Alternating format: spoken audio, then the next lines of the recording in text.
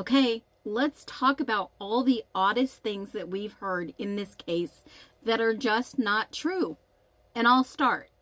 This Moscow Police Department basically states that they got the DNA profile, they flew it to Houston to Othram, but the police department in Moscow says this DNA profile was collected from a knife sheath which was found by ISP investigators from District 2 during the initial search of 1122 King Road on November 13th.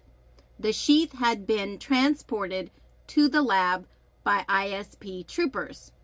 Okay, so ISP is the one that found the sheath. And it says that it was transported to the ISP lab. Right there. Right freaking there. Well, when was it transported? Because obviously, per the records, it was booked into evidence on November 14th by the Moscow Police Department. So right here, the knife sheath, item 11, was logged in on 11/14/22.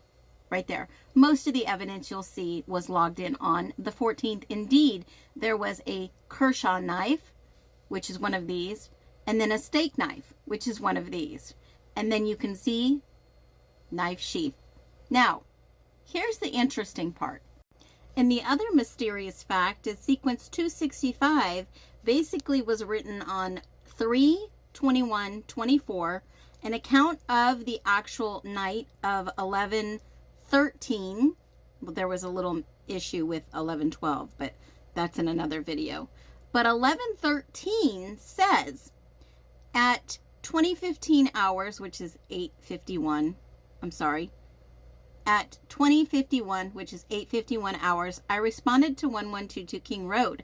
I was asked to maintain a scene access log. Check. Blank arrived on the scene. 2 of the victims were prepared for transport. Captain Lanier advised he wanted a marked patrol to escort blank to the funeral home. So 2 of the victims were prepared for transport that night at 8:51. Then he goes on to say, Officer Morris arrived on the scene and relieved me at the door. I handed Officer Morris the scene access log. I escorted him to the funeral home. I stopped the recording on my body camera while driving at approximately 9:30. I reactivated it at 9:37 hours at blank. I remained at blank as 2 of the victims were offloaded. I deactivated my body cam at approximately 9:45. Is that right? 9:45. Okay. So 2 of the victims were prepared to go to the funeral home. It doesn't have any other information in these reports that the other 2 were prepared and went to the funeral home. What? What? Wait a minute.